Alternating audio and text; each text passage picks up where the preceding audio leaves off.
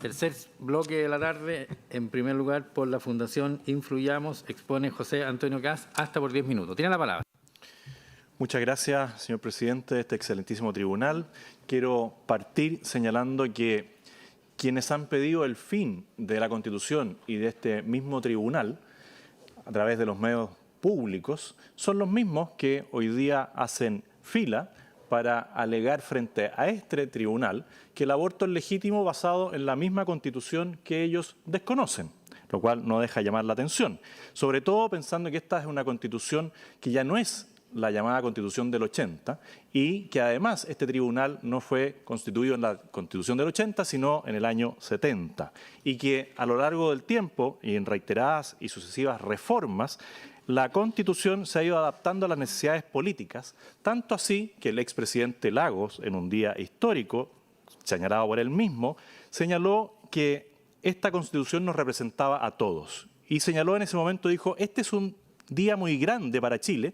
tenemos razones para celebrar, tenemos por fin una Constitución democrática, acorde con el espíritu de Chile, del alma permanente de Chile, es nuestro mejor homenaje a la independencia, a las glorias patrias, a la gloria y a la fuerza de nuestro entendimiento nacional.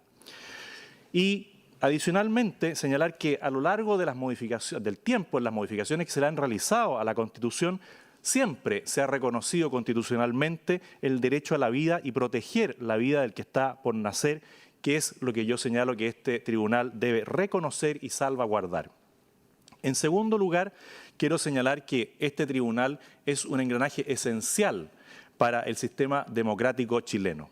La democracia constitucional no es solamente contar los votos y ver quién tiene más votos, sino que además exige el cumplimiento de derechos fundamentales de todas las personas, incluidas aquellas que están por nacer.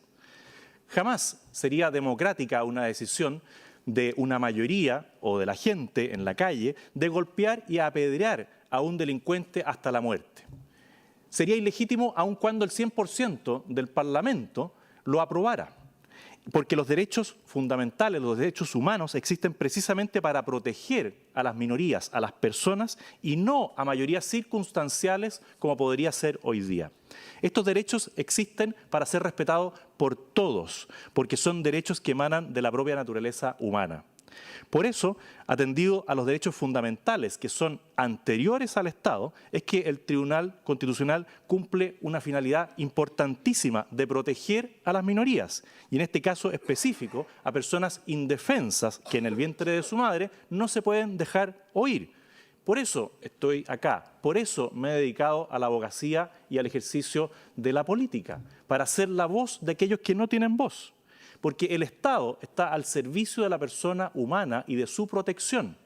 Este no es un problema de fe, este es un problema de biología, de ciencia, de razón, de cuándo comienza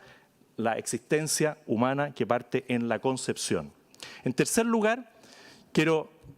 señalar que la Constitución está por sobre cualquier norma de derecho foráneo, y así lo ha señalado este Tribunal Constitucional, lo ha señalado nuestra justicia y también distintos juristas, que la Constitución está por sobre cualquier norma externa, a diferencia de lo que han planteado muchos expositores acá, tratando de engañar a la ciudadanía, también a este excelentísimo tribunal, diciendo que estas normas externas están por sobre la autodeterminación del pueblo chileno.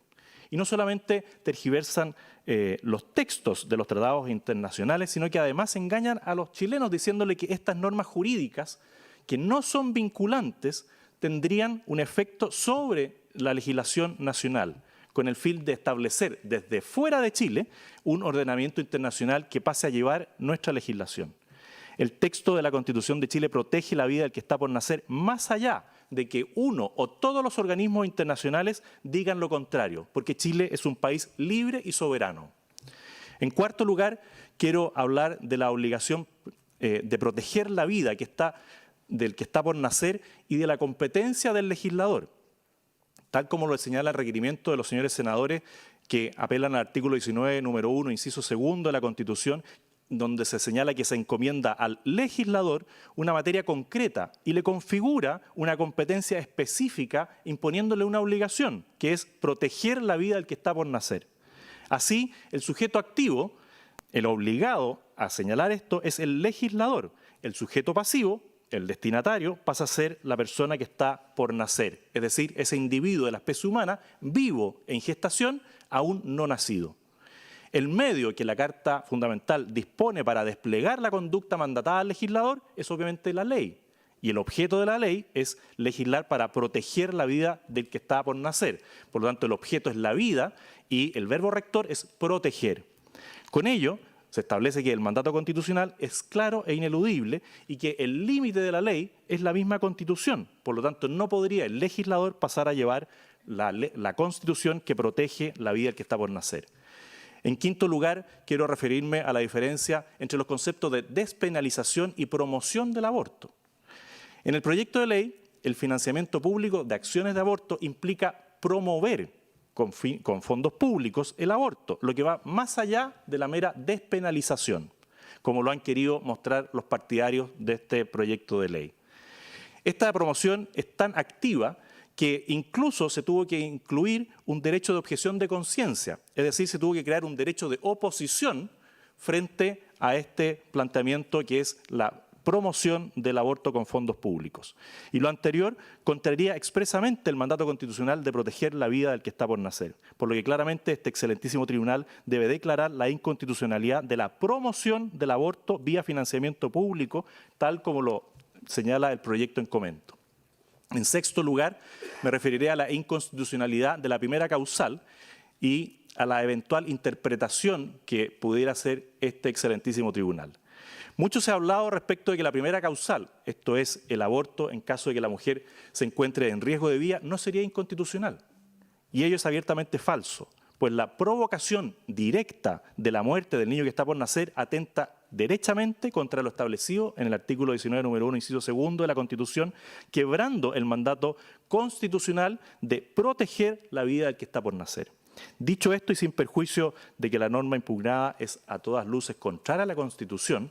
y en el improbable evento de que el tribunal decidiera declarar lo contrario, vengo en solicitar se sirva declarar expresamente que la